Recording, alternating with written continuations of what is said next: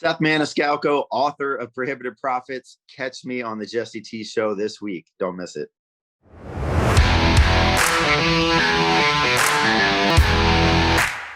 Seth Maniscalco, welcome to the Jesse T Show.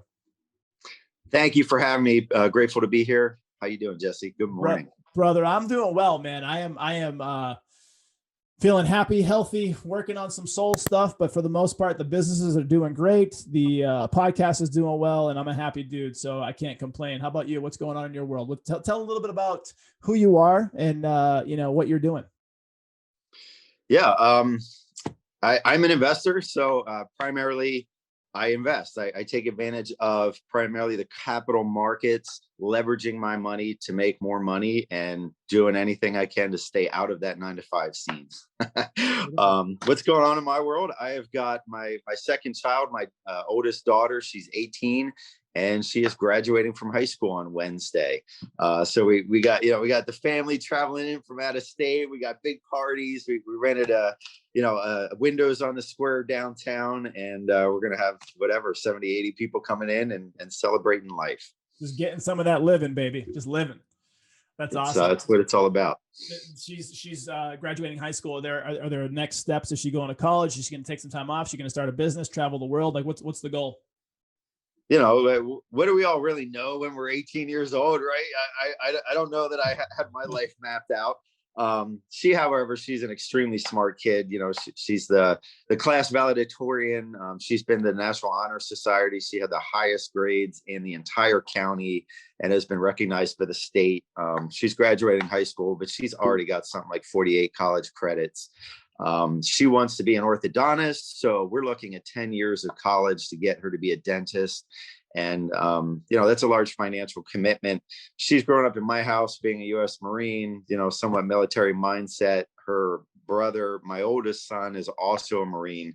So she's decided to join the Army Reserves, and she is going for dental hygienist school and, help with college. And really, we've been having this conversation with her for a couple years, but, an 18-year-old is not qualified to be a dentist, right? So, we had that come to Jesus meeting with her, and it said, look, if you really want to learn how to have your own business and be a dentist, the best place to go is to work in that environment. And you can say a lot of things about the military, but they do know how to run a medical clinic.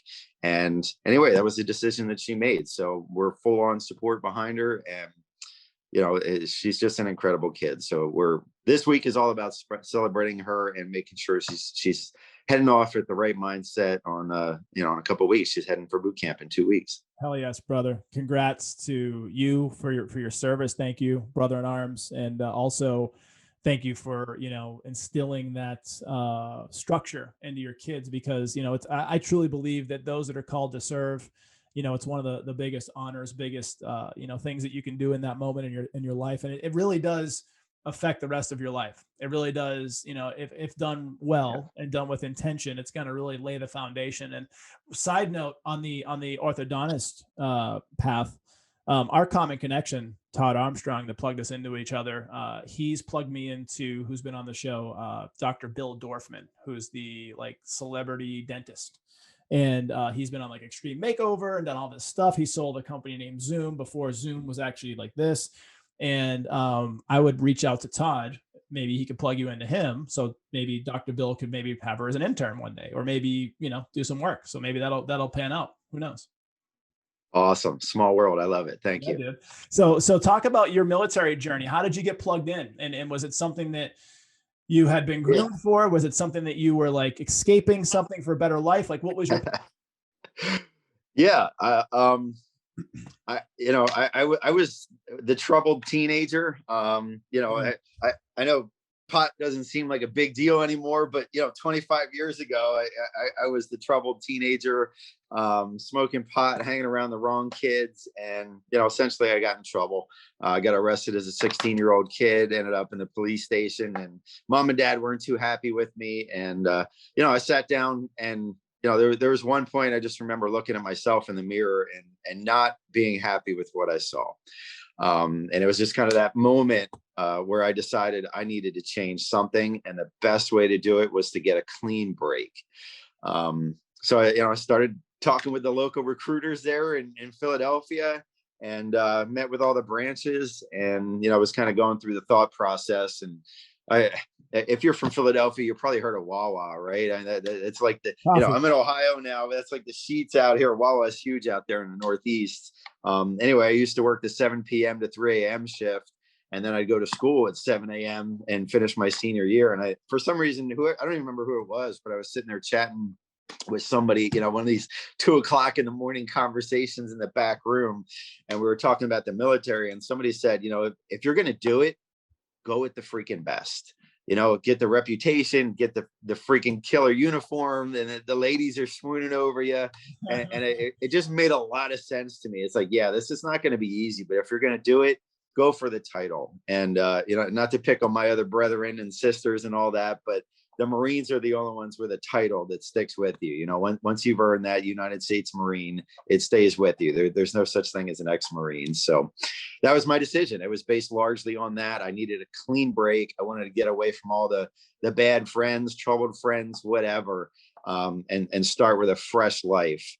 And, like you said, it really instilled responsibility, a sense of independence, reliance, and a courage to do the right things for the right reasons, in particular when nobody is looking. And I've just tried to live my life that way. Beautiful, brother. And I had a very similar path. I went a little deeper into the drug use. So my story was riddled with a lot of trauma as a kid. And one of the biggest traumas was my dad was a 30-year heroin addict. And so I was role modeled that. And I, for the first 16, 17 years of my life, went complete straight edge, didn't touch anything, like focused on sports and girls and like being a kid, and like wasn't ever thinking about touching drugs. And then in high school, I started smoking a little pot, no big deal. Right. And then I went off the deep end when I got into college for like a couple of years. And so I actually started selling drugs. I started selling weed because like where I grew up in Boston, it's a very like drug culture. It's a very like a lot of mafia up there. There's like a lot of people that are trying to be gangsters kind of thing. And like my friends fell into that trap, like the wrong crowd. And so like there would be a group of my friends that were good kids and a group of my friends that were like kind of the outsiders that were like, they didn't have jobs, but they were going to clubs every night and they were like driving cars and motorcycles and living the fast life. And I'm like, well, how is this all possible?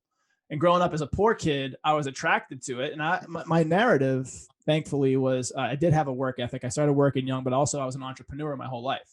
So before Gary Vee was even a thing, I was buying, selling, trading comic books, baseball cards, shoveling snow for money, running over to Logan Airport, returning the smart cards, getting a quarter to pop out of the stall, like just hustling. Because if I wanted a video game or sneakers, I had to go get it. And so that entrepreneurial spirit carried through to my first drug dealing endeavor where I was hiring people to go sell weed for me. So like there was like this like Machiavellian approach of like putting people in harm's way, which was terrible, saying, hey, go sell some weed. You can smoke it. You can keep money, but like kick me back the difference. And immediately I realized there wasn't a lot of money to be made in selling weed unless you're selling copious amounts. Yeah, right. And so I ended up. Dime bags ain't cutting it. No, dime bags ain't doing shit. It was nothing. And it was like eating money. And then basically from there, I saw other groups of my friends that were selling OxyContin. And OxyContin was heroin in a pill, basically. And I know this because I've done it. I've done OxyContin. I've done heroin. And I started getting into that fast life. The money was incredible, thousands of dollars a week, not working, like living a fast life, just like completely off the rails.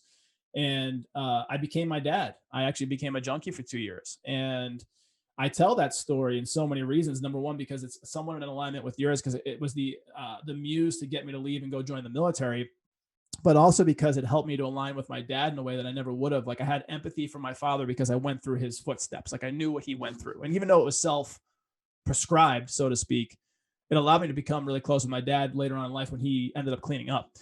So my mom was ex-Vietnam Army.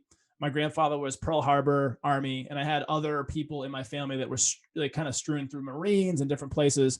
So there was a military fiber. And at that point, when I was ready to like be dead or in jail, my mom was like, "You need to go change your life." And so I enlisted in the Navy. Never looked back, man. So I have a similar story and just wanted to connect with you there because I think it's important for people to hear that the military can add value, add structure. And what it taught me was all I knew in Boston as a smart ass Boston punk, I knew nothing about the world. And being in the Navy, or being in the Marines, you get to go see everything, and you get to get out of that trap and like reset. Well, there's more to it there too, because you also get the responsibility, right? Now you're in charge of something. Yes, you get to travel. Yes, you get to meet other people, and really breaking down some of those stereotypes and narrow-minded thinking. There's no better way to do that than to travel. I lived in Japan for a year. I was running around Asia. We went on deployments. Philadelphia is not exactly a small town, but it's a whole different demographic. And of course, East versus West, not East Coast versus West Coast, the East side of the world, and how they think is completely different from what we're used to over here. We're so much more conservative. It's funny you mentioned there the ties and the connections with entrepreneurial spirit, and how many of these folks actually start selling drugs. And it's really a mindset and how we think and how we process opportunities out there.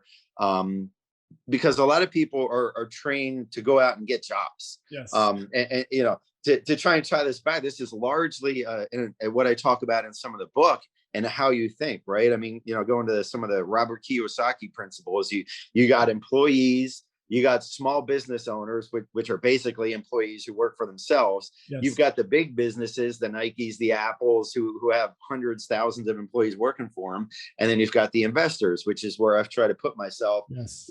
I've also got a business, obviously.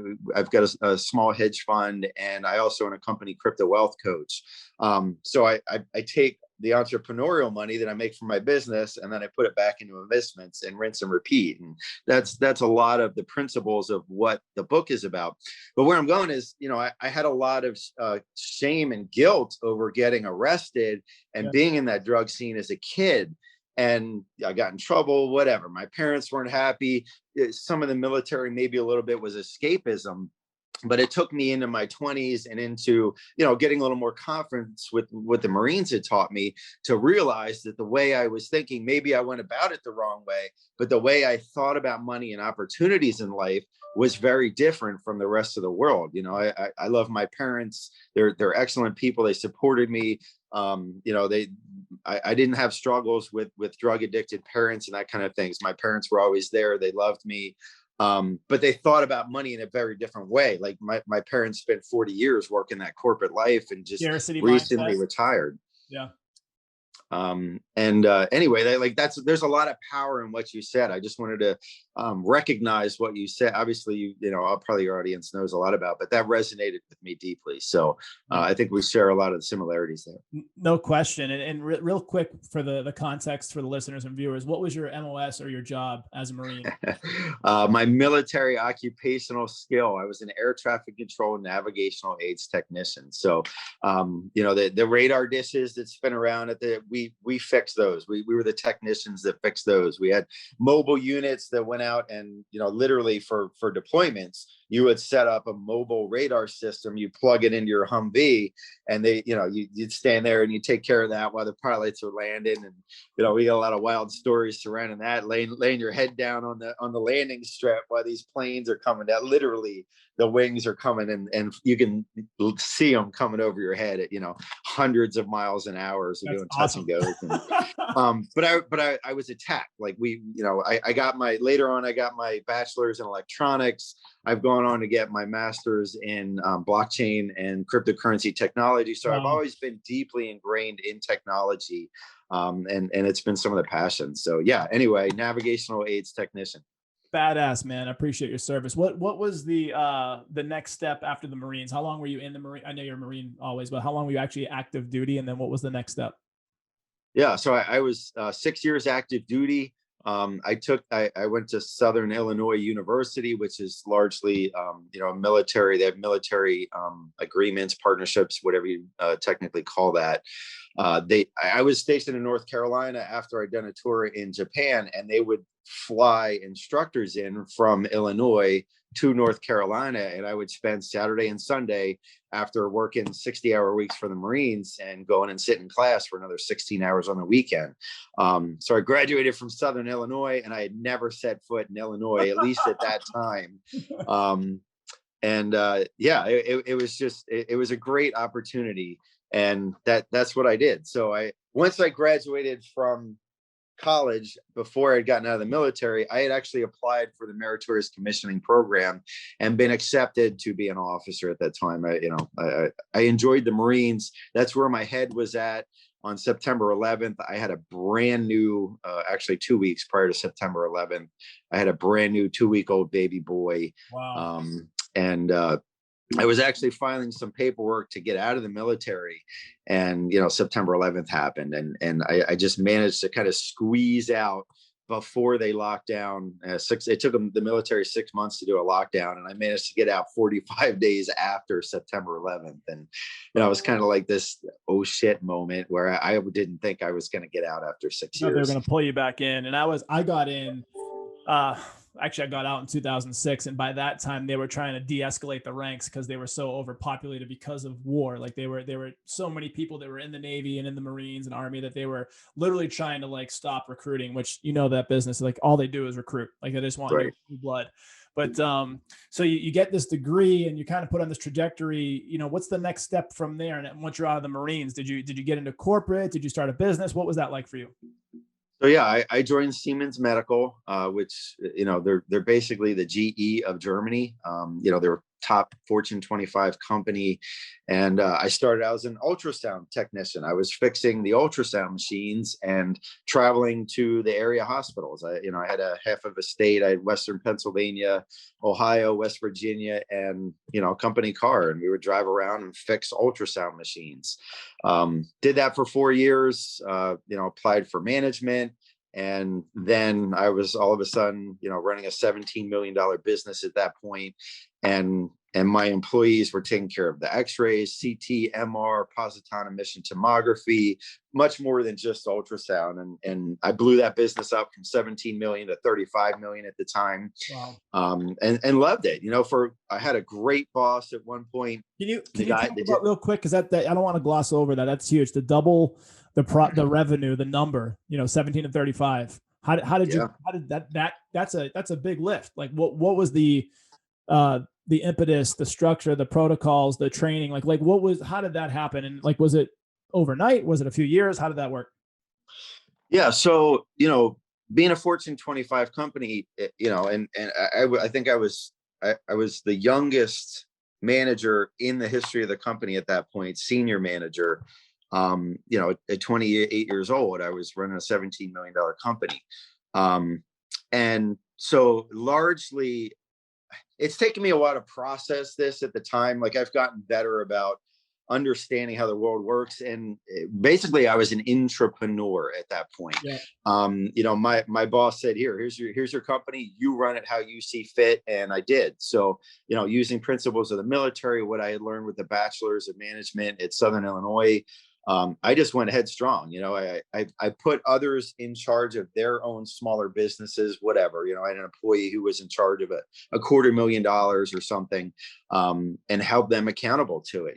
Here's the best way. We would have meetings, whatever. We'd run around, we would have partnerships. We'd be talking with the doctors and CEO levels and growing that business. This is also, I want you to understand, prior to Obamacare. Yeah. So it was a different world back then. Yep. We could conceivably and effectively return double-digit profits in that environment year over year over year. Wow. And I had a lot of leeway. So once Obamacare hit, a lot of things started to change. All of a sudden, with Siemens bought another company, they started to bring in people who basically, in my opinion, didn't understand what we did. They took care of a diagnostics business, which is very different from the medical imaging. Anyway, I started to kind of, butt heads a little bit with my supervisor and how I was going about things. And I hit a frustration point. I said, why the heck am I doing this? And I had already, my investment income had already exceeded my corporate income. And I just decided to walk away. I said, why am I doing this? Why am I doing these 8-hour work weeks? Why am I building somebody else's dream effectively? I'm sacrificing the time with my wife, the time with my family, my 3 or 4 kids at the time. and I just decided to put me first and my family first. And Wow. having more investment income versus the corporate income was, I guess, the push that I needed, the confidence to say, screw it, I'm out of this. And that's exactly what I did. That's a long answer to get No, to it's what your question was. beautiful. And then it leads into, how did you get into investments? And like, what were you just doing stocks? Were you doing options? Like, what were your first investments and how did that go? And like, how'd you build from there? Yeah, I had always been into investments. If somewhere, I don't know, ninth or 10th grade, we had a substitute teacher that came in for history class, and they did a double a penny every single day exercise on the chalkboard, the old $1 million blackboard in a month. chalkboard. Yeah. Yeah. It's more than that. It's like Yeah. $5 million. Yeah. And of course, if you're looking at 31 days versus 30, it can be about $10 million. Isn't that crazy? And that was just powerful to me. I'm whatever, 13, 14, who knows? And it was just powerful to me. And I remember thinking to myself, why the hell would anybody want a job? And so, again, that's how I got into some of the entrepreneurial marijuana opportunities. And Yeah.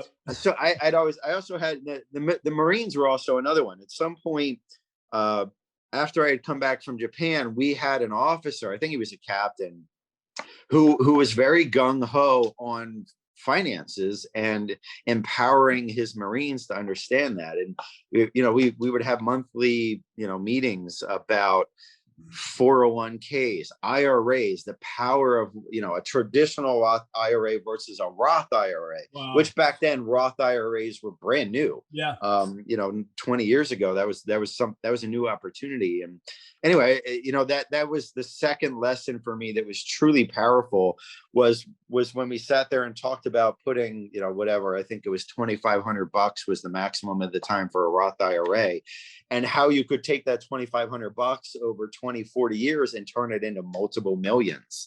And again, that was, for some reason, that was like the second light that went off in my head. Actually, I think it was in Japan. That's where I was. I was 19 years old, and I walked down a Navy Federal Credit Union on base at the time, and I opened my first Roth IRA at 19 years old. Wow. And it just continued to snowball and compound. Then I joined Siemens. I got my first 401k with 6% corporate matching, and I threw all that. I was fortunate to have a good paying job, multiple high six figures, and I threw as much money as I could into that.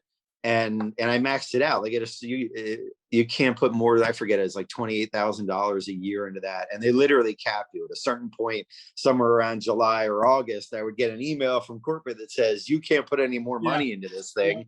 And so I started to do the self-directed brokerage accounts versus just leaving it up to Siemens. Yeah. I took control of my accounts. I started to follow, a lot of guys like, Jim Cramer, he's been around that long. The Mad Money guy, he's got a cable TV show. And, I just ended up being in the right place at the right time for a lot of things. I bought Tesla when it was $20. I invested in LinkedIn before Microsoft had bought them. Wow. And, it was like I bought them a week before Microsoft bought them, and instantly overnight, I had like 148% increase. Incredible. And it was just crazy. So I've been fortunate to be in the right place at the right time. And these lessons have instilled not just taking risk, but taking calculated risk. I tend to take huge, like a lot of people look at me like I'm crazy because I take huge risks. I emptied out my 401k after when I kind of left Siemens. I emptied out my 401k and dumped it into Bitcoin at $225. But I do a lot of research. Anyway, calculated risk is the point I'm getting to. And this has been a recurring theme through my whole life. And this is, fortunate, unfortunate, the right place at the right time. There's a lot of people who want to call you lucky. And it really has nothing to do with luck. It has to do with doing your research and being confident in what you're doing. And many, humans lack that. They don't always have those right opportunities. They don't always make the right decisions to see those things. And that's just been my mission. To be able to lead that corporate life.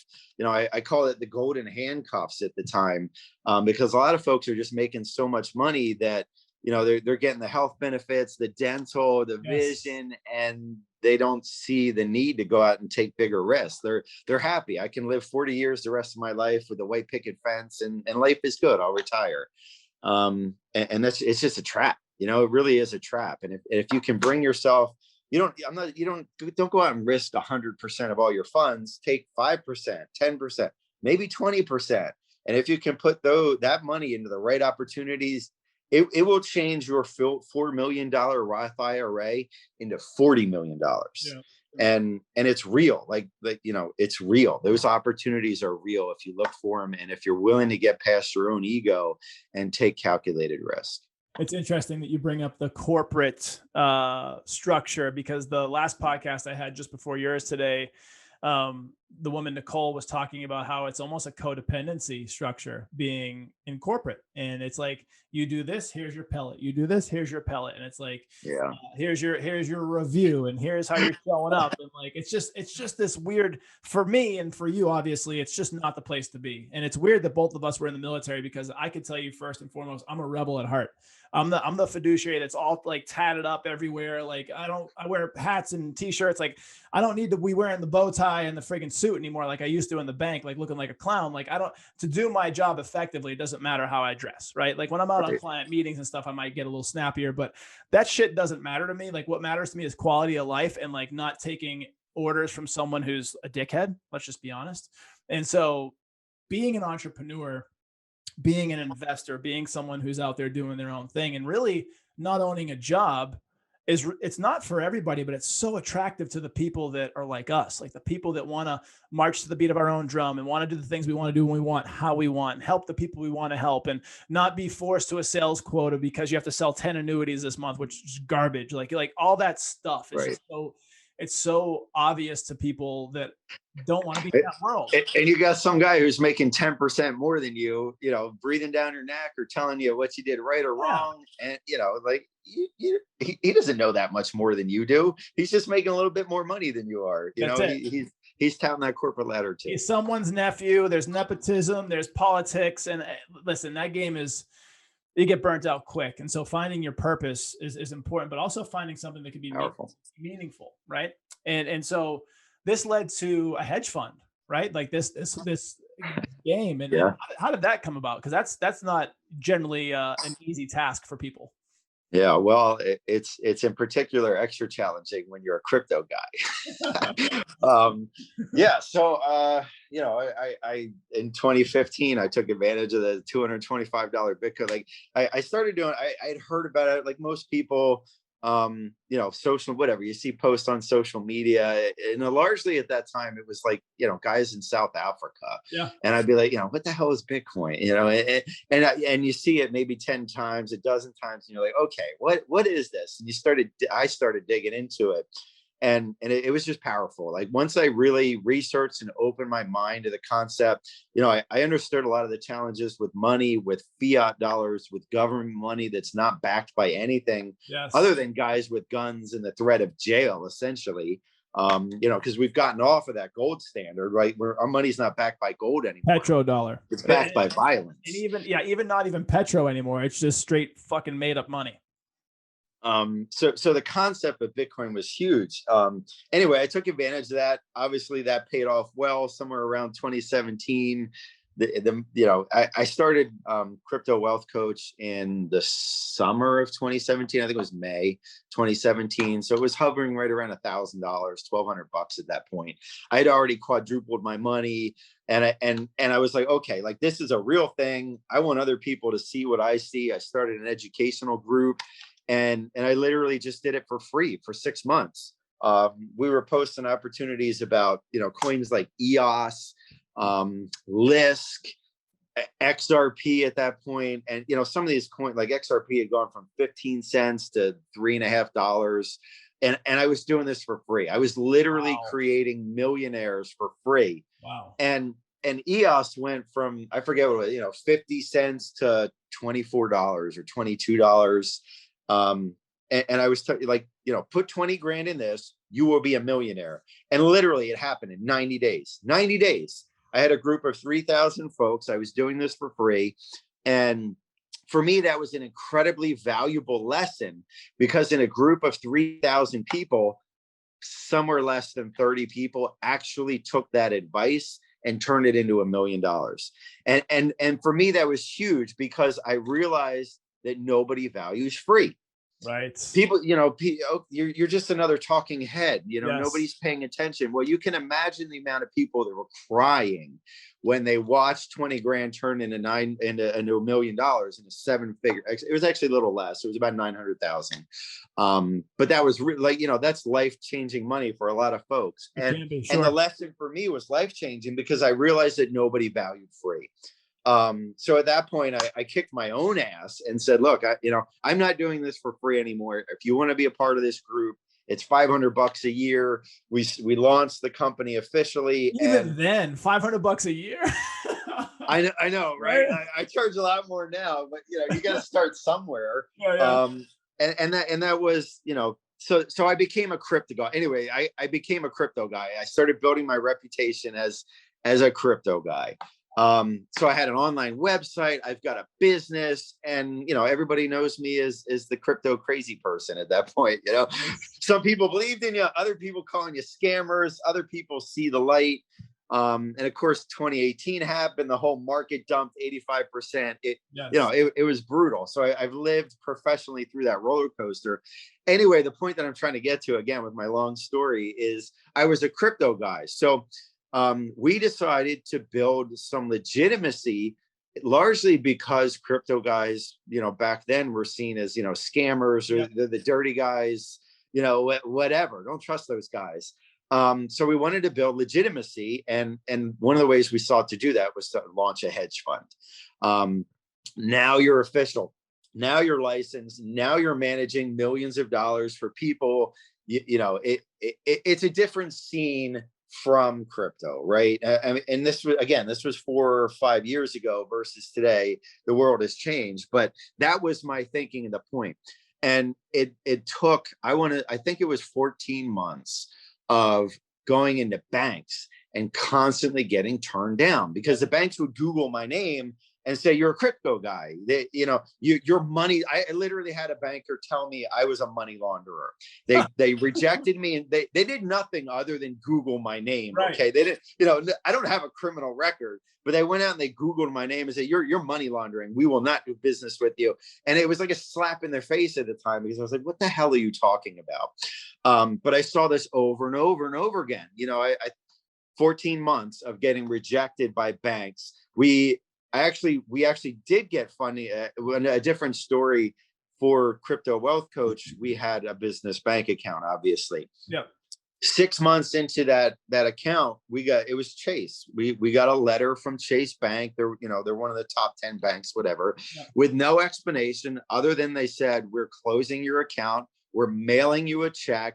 We're not doing business with you anymore. And I had over $250,000 sitting in that business bank account. Like I wasn't a couple thousand, not that $250,000 is a lot of money for a bank, but we were VIP clients with the bank. Yeah. And we got no explanation. We got a check in the mail, and they sent it to the wrong place. I ended up having to chase this thing down. It was a whole other story to itself. But I learned a valuable lesson that banks were, they were refused. They had blanket policies of not doing business with crypto. They saw it as a threat. And anyway, I got no explanation. I kind of turned, I had to do like the Karen thing, and I had to go and walk into the bank office and demand to speak with the bank manager. Like, what the hell is going on? And I already had a relationship with this guy, and he kind of pulled me aside and was like, yeah, like, they announced a blanket policy against crypto, and we had to close their account. Let me tell you where that comes from. So I was once upon a time a branch manager, and then a business banker, and like got a title of vice president, which means nothing, right? But like, it's like, this is the trajectory in banking, and in the banking retail deposit section, which is kind of where you were with your business banking. They have a lot of like AML, anti-money laundering shit, and a lot of it's like archaic, and it's reactionary. It's not the best. And then they also have these guidelines inside the bank, things like, and not that this is crypto, but just to give you an idea, things like alcohol, tobacco, firearms, pornography, like these businesses that may be on the outskirts of business, they're just very, very conservative, even though they're not conservative about taking our money. Like all the money in the bank is not their money. Like we'll take your money. We love your money. When were you in the banking industry, if I can ask? So I started in banking in 2011, and I was in through 2015. And I started with RBC Bank in Georgia. Royal Bank of Canada had a footprint in the Southeast, about 1,400 branches. Then they got bought out by PNC Bank, which is probably a bank you've heard of. And so I was at PNC Bank for a while. And then I went to SunTrust, which is a hometown bank here in Atlanta. And then after 3 banks and chasing titles and chasing, raises every time I left, I was like, I friggin' hate this. Like, this is not something that's fulfilling my soul. I'm an entrepreneur and I'm basically playing politics and I need to get out. And so I've seen the banking side. I've seen all that. And I've seen not being able to help people as a branch manager, as a banker, as someone that like people come to you for help. Like your hands are really limited and tied. And like, so these people probably wanted to help you, that like on the back end, there might've been a couple of different people, like your business banker or somebody else, but like they couldn't do anything. You got to fall back on corporate policy, right? Bullshit. Yeah, it's all bullshit. And it was one reason you need to get out. Real quick, are there, because obviously the market where it is today, are there still opportunities to get in 10, 20, 30, 40,000 where you can flip and even make maybe not $1 million, but like a few $100,000? Like, is there still a market for that? Or is it long-term, like with what I do with clients where like you can make money, but it's a long-term game? Yeah, we're still doing. I mean, I still have Crypto Wealth Coach. We've had opportunities where we've turned over 12,000%, 4,600%. This year we've been operating around 2,300%. So absolutely, those opportunities exist. Now it's not in Bitcoin, mind you. I mean, of course, Bitcoin's on its way down at the moment. We're somewhere around 35 grand, but the opportunities we try to focus on is more like almost like penny stocks. A lot of people understand. I call them penny crypto. And there's a lot of principles that go to it, but Bitcoin going from 6 pennies to 35,000 is whatever, hundreds of thousands of percent, if not more.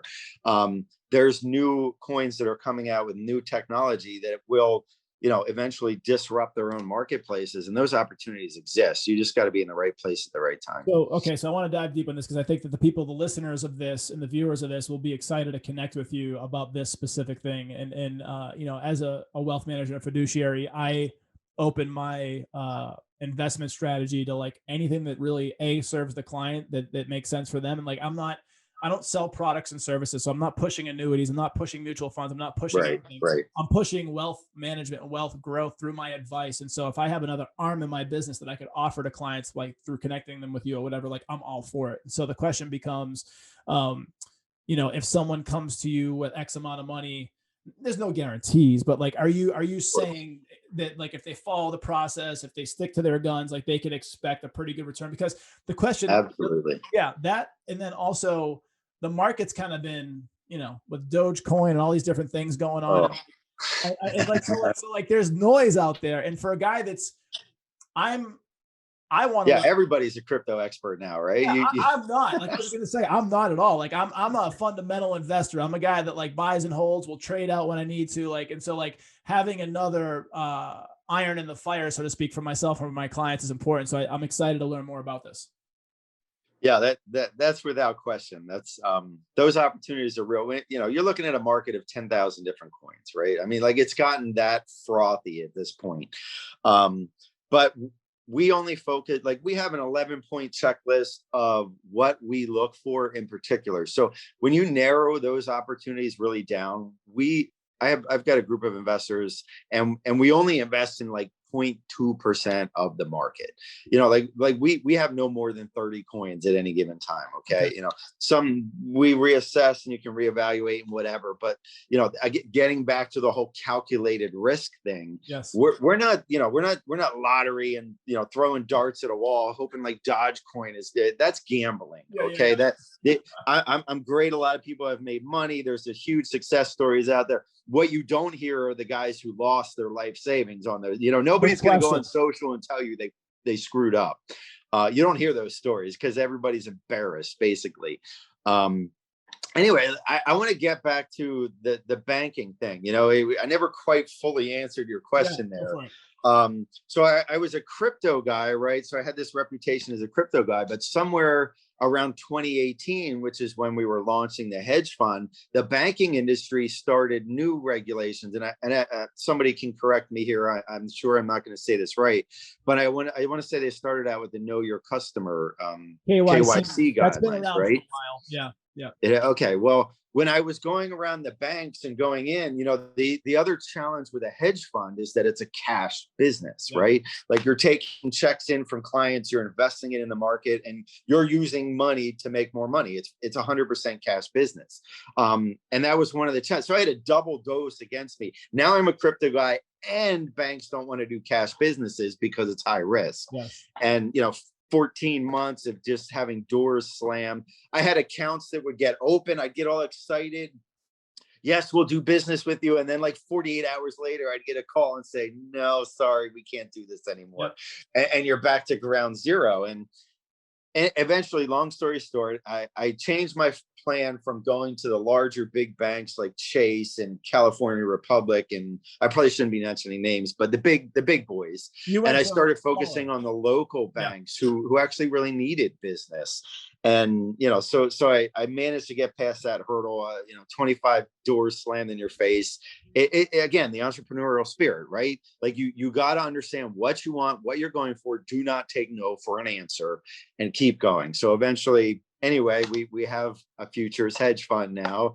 We're licensed in Delaware, and so we've got two businesses. We're focused on the investments and returning money for our clients. And it's been a long story. It's been I think character building is the way they say that. That's beautiful. It's a beautiful story. It's an entrepreneurial journey. It's also it's smart too. And yeah, the KYC has been around even when I was in banking and starting, like I got in 2011 ish. And that was a big part of account opening. And there was an account opening checklist and review. So like the 2 days or a day it took for them to get back to you, they had to like review the account, make sure it was legit. But what you'll find, and what I know for certain, is I worked in big banks, the smaller banks, the corporate, the community, all those things, the credit unions and the community banks, they absolutely take care of you a million times better. You can have a relationship with the branch manager or the business banker. They actually give a crap about you. You're not just a number. They'll go above and beyond. Like I have a relationship with a guy at a local bank here. He does so much for me. It's ridiculous. And it's like, I love that because that's what you need. If you're going to put your money somewhere, you want someone who actually gives a crap about it. And then, yeah, it's super huge, man. And then as far as, just the whole, like not giving up and the testimonial, like to yourself and the credit of like, you did what Walt Disney did. Walt Disney walked around the banks for like over a year pitching the idea of Disneyland and Disney World and all Mickey Mouse and all this. And they were like, get out of here. Like, no way. And then eventually someone took a chance and now we have Disney. Like, it's incredible.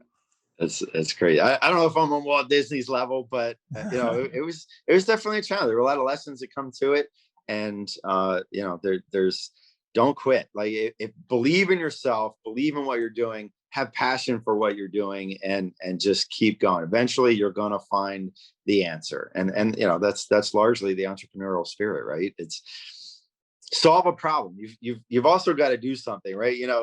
Selling t-shirts, while it serves a function, is not exactly solving a problem in the marketplace either. You're another commodity business. Yes. Make sure you're bringing something new to the table.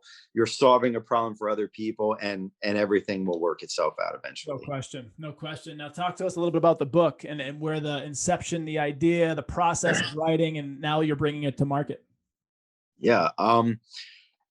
So it came, as we all mature and grow, right? These different challenges come up. I've done the social media thing. I've got a couple websites, but you've also got to be able to reach people. And one of the best ways to do that is through a book, right? So I've hired Shining Icon as my publisher, and we've been working on this for, I want to say about 12 months, 11 months. Yeah. And we're like at the end point now. We've got the book cover, we've got our chapters done. We're going through final editing, and we're probably looking about June 15th for a launch date. So I truly appreciate the opportunity for you taking me on as an unknown. I know you haven't even read the book or probably heard much about it, but Big things are coming, and it's about getting the message out there, right? I've been teaching some of these principles, these 11 principles to investing, the different mindsets of how you've got to think about money versus what they teach you in the public school system, which is basically to be an employee and pay the highest percent taxes.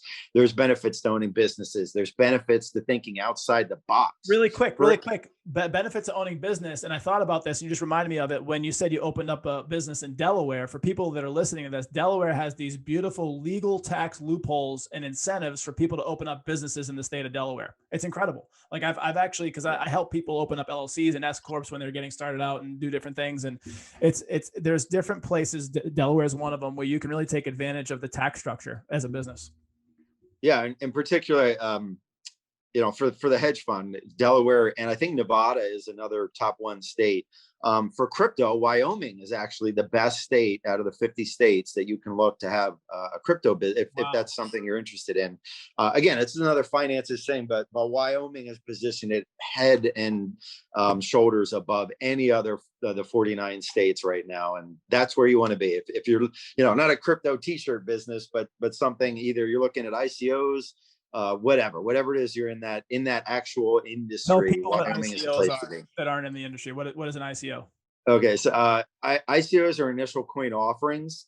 So if you want to bring a new coin to the marketplace, you would have an ICO. It's basically fundraising. You've got the fundraise, these crowd sharing model for stocks, for businesses. If you're in crypto, you've got two. There's initial coin offerings, or there's initial exchange offerings, where you can go to an exchange and they pull money from their investors to invest in your project. So yeah, those are the two. The ICO is just different vernacular from my world. Is IPO, initial public offering for a stock. Right. So when a stock's issued, this is how they raise capital. That's what stocks do. It brings money into the business, and then they basically have a note saying that they'll pay you down the road if they can. So this is kind of interesting because it's just different terminology for initial coin offering or initial exchange offering. It's interesting to learn this stuff. It gets my nerd juices flowing around financial planning and like things that are available to people. So talk about the meat and the narrative of the book itself. What is the book is it inspirational, utilitarian? Is it both? So prohibited profits, right? And I'm a huge guy. I'm kind of a history buff. I've had my mistakes with marijuana and drugs, and but the lessons that I've learned from that, you can apply to history. Like these lessons repeat themselves time and time and time again. Humans, we're not perfect creatures, right? Like we don't always learn the lessons of history that we needed to learn. Right. And these things play themselves out again and again, in particular in the financial markets. You can look at what's going on with cannabis. Like 25 years ago, I was a bad kid, right? Like today, people don't even bat their eye about marijuana. You can buy it at the corner store. We've got something like 43 states. It's a whole nother environment. No question. But back in the 30s and the 20s, we had prohibition with alcohol. Yep.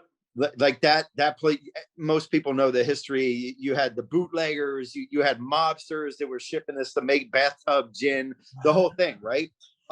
Anyway, the people that took the calculated risk, and particular bankers who understood about legalization, made life-changing money when that got legalized. The Kennedys made most of their financial boon during Prohibition. Like John Kennedy and like their dads, John F. Kennedy and Robert Kennedy, like their grandfathers and fathers, like were big bootleggers. Like this is a documented thing. Like they made a lot of their financial windfall illegally. And the same thing's going on with marijuana right now. I mean, it's played itself out a little bit, but if you go back to, I think it was like 2014 when Colorado was the first state to legalize, that has kind of played itself out. Everybody's starting to catch up, but the folks who were in the right, and yes, they were illegal at the time, they were setting up businesses, they took a calculated risk, and now they're making generational wealth. And you can look at the same thing again. Cryptocurrency has kind of played this same scenario. Tesla, while maybe it wasn't illegal, has played a similar scenario in the marketplace, being first. They were fighting with government regulations. No question. There's SpaceX. You can look at psilocybin, right? The magic mushroom revolution that's going Brother, on as well. I was just about to bring that up because I work with psilocybin. I work with sacred plant medicines to do all sorts of personal work. And the whole time I'm thinking, I'm like, even psychedelics are coming online as going to be marketable. They're going to be, Absolutely, there's going to be a commodity. absolutely. It's also the profound healing that it does for people, especially veterans, like PTSD, anxiety, depression, drug addiction. It's literally, it's not for everyone, but it's healing people of these things that like they don't have to take pills for anymore. It's incredible. It's powerful. I own crypto is kind of digital real estate, right? You can look at online links. I've got 5 magic mushroom websites that I had bought 10 years ago.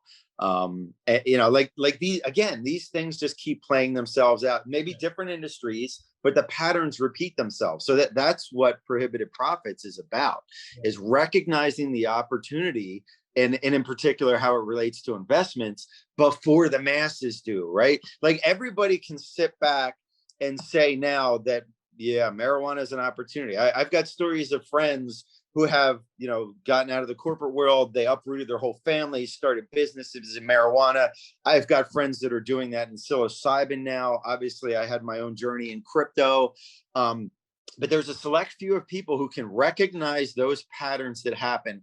And, one of the 11 principles is being first.